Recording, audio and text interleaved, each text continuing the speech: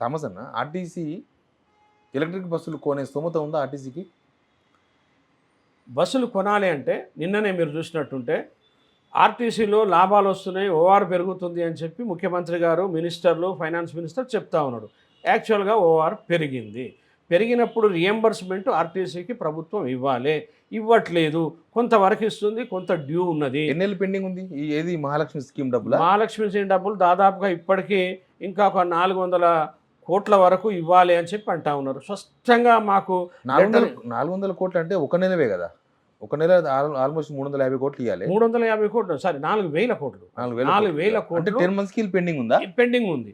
ఈ pendency Mahalakshmi pendency ఉంది. ఇది నిజంగా లాభాలు వస్తే కార్మికులకి 2000 రిటైర్డ్ అయిన కార్మికులకు 2021 ఏప్రిల్ నుంచి సెటిల్మెంట్ శాలరీస్ ఆగిపోయినాయి. చాలా దాదాపు ఒక 8,000 మంది 16,000 మంది ఆర్టీసీ ఉద్యోగులు రిటైర్డ్ అయిన వాళ్ళకి డబ్బులు రాక ఉన్నారు.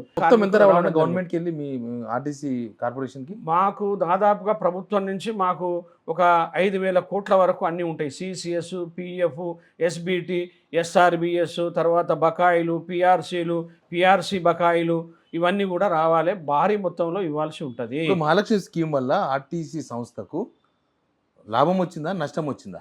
ఇప్పుడు ఓఆర్ రూపంలో చూస్తే పేపర్ మీద లాభం వస్తుంది, డబ్బులు గవర్నమెంట్ ఇవ్వలేదు కాబట్టి అక్కడే ఉంటుంది. తర్వాత మొన్ననే ఈ వస్తుంది అన్న నెపంతో ఏం చేసిండ్రు మా ఫైనాన్స్ మినిస్టర్ గారు, మాకు రావాల్సిన రియంబర్స్మెంట్ బస్ పాసులది ఈ ప్రభుత్వం వచ్చిన కాడికలు ఇస్తాడు, ఆ ప్రభుత్వం ఇచ్చింది.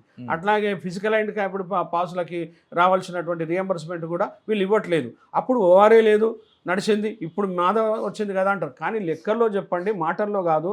మీరు ఒకరొకరు ప్రభుత్వాలు రాజకీయంగా మీరు నిందించుకోవడం మాకు అక్కర్లేదు. మాకు వాస్తవాలు కావాలని మేమంటే చెప్పే నాదులు లేడు. రెండవది, మొన్న మీరు చూసారు సంక్రాంతికి ఎనలేని జనం లాభాలు వచ్చినాయి.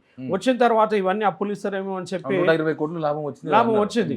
వీటిలలో రిటైర్డ్ అయిన వాళ్ళకి సీసెక్స్ ఇస్తారు అని చెప్పి మేము అనుకొని అర్జీలు ఇచ్చి తిరిగితే చివరిగా వాడు మమ అనుకోవడానికి ఒక బోర్డు మీటింగ్ పెట్టేసి ఆ డబ్బులన్నీ కూడా ఎవరైతే మినిస్టర్లు, ఇంపార్టెంట్ ఎమ్మెల్యేల కాన్స్టిట్యున్సీలు ఉన్నాయో వాళ్ళకి ఈ డబ్బులన్నీ కూడా బడ్జెట్లో పెట్టుకొని వాళ్ళే తీసేసుకున్నారు.